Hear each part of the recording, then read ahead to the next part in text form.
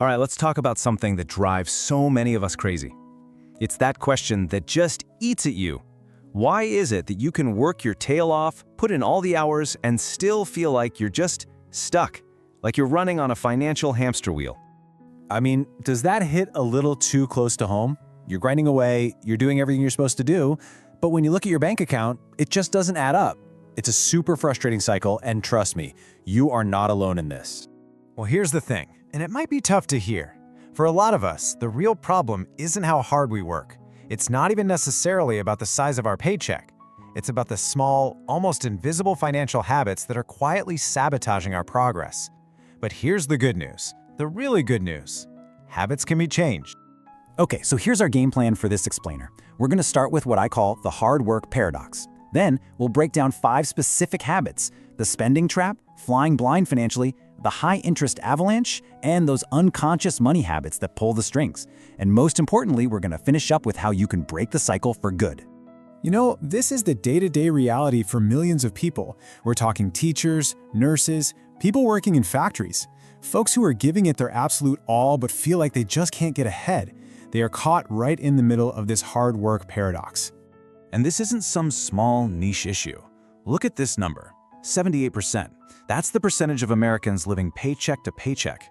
This just proves it's not about being lazy, it's about a system and, more importantly, a set of habits that make it incredibly difficult to build any kind of momentum. All right, so if a bigger paycheck isn't the magic bullet, where do we even begin? We start by looking at habit number 1. This is the big one, the foundational trap that keeps people stuck, even when they start making more money. It's living beyond your means. This is where your expenses are always eating up or even going past your income. And the sneaky little villain behind this is something called lifestyle inflation. You know how it goes. You get a little raise at work, and boom, suddenly the coffee you make at home isn't good enough. It has to be that $5 latte every single day. Your car runs perfectly fine, but you start thinking, you know what? I deserve an upgrade. It's this slow creep that turns wants into what feel like needs, and it just completely wipes out any financial progress you are making. And you know, this stuff is almost always tied to our emotions. Take Sarah, a real-life single mom working 2 jobs just to make ends meet. She grew up watching her mom use retail therapy to deal with stress. So what did she do when she was feeling overwhelmed? She'd spend, and it just piled up into this mountain of credit card debt. She was working herself to the bone, but all her money was just vanishing. It took hitting rock bottom, with debt collectors calling nonstop, for her to finally track her spending and see the truth.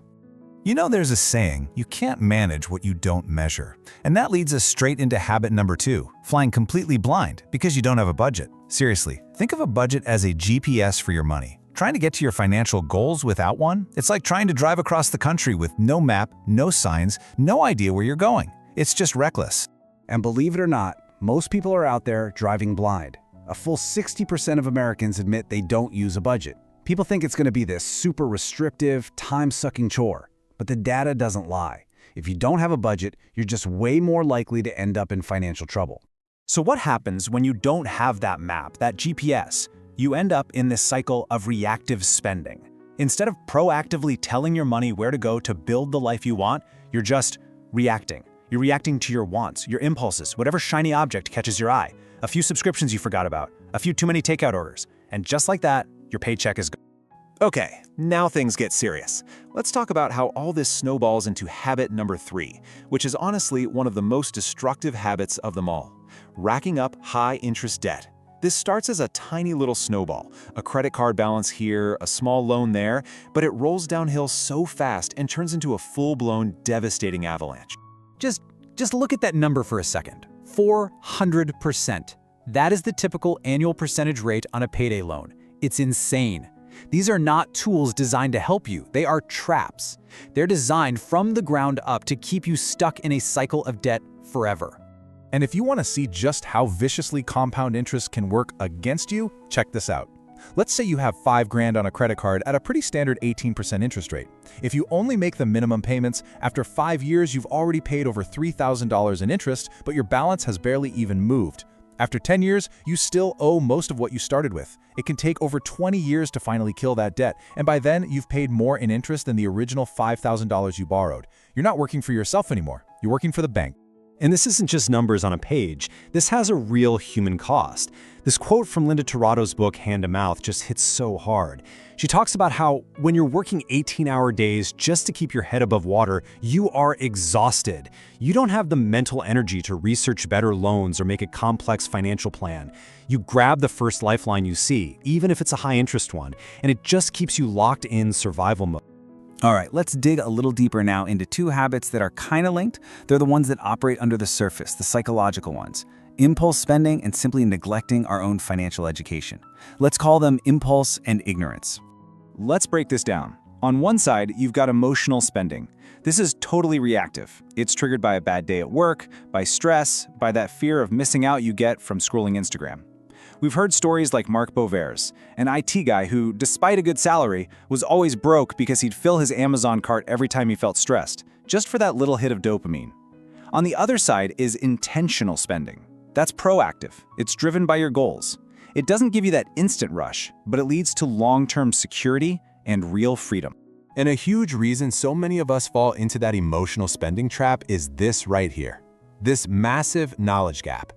Get this. 2/3 of Americans are not considered financially literate. And listen, that is not a personal failure. It's a systemic one. We're not taught this stuff in school. And if our parents didn't know how to manage money, how were we supposed to learn? The cycle just continued. See, this isn't just about dodging bullets like predatory loans. It's also about all the incredible opportunities you miss out on when you don't know the rules of the game. We're talking about things like your company's 401k match. That is literally free money they are trying to give you. Or understanding how to make the magic of compound interest work for you instead of against you. Okay, that was a lot. I know. We've gone through all the problems. But listen, we're not going to leave you there. The whole point of this is to shift to the solution. So how do we actually break this cycle? Let's get into your 5-step actionable path to financial freedom. But wait, before we jump into the steps, I need you to hear this. And I mean really hear this. These habits are not a reflection of your character. They don't say anything about how smart you are or how hard you work.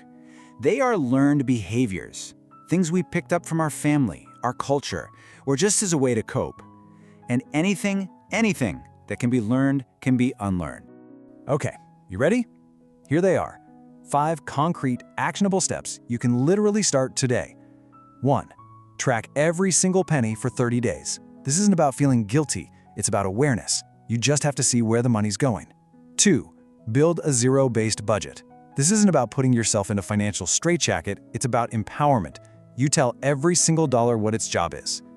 3. Start the debt avalanche. You throw every extra dollar you have at the debt with the highest interest rate first. It's the fastest, cheapest way out. 4. The 24-hour rule. For any purchase that isn't a total necessity, wait 24 hours. This one little trick short-circuits that impulse buy loop. And 5. Learn for 30 minutes a week. A book, a podcast, a YouTube channel, whatever. This is the single best investment you can ever make. And look, don't forget, these aren't just theories. Real people just like you have turned it all around. Sarah got control the moment she started tracking her spending. Jared and his wife started budgeting and are now on a path to wealth. Mark broke his impulse buying habit by automating his savings and finding new ways to de-stress. Change is 100% possible. Listen, you work way too hard to stay stuck. You absolutely deserve to see the rewards of that effort, to build a future that feels secure and even prosperous. The real reward isn't another Amazon package, it's freedom. So I'll leave you with this question. Looking at those 5 steps, what is the very first one you're going to take today?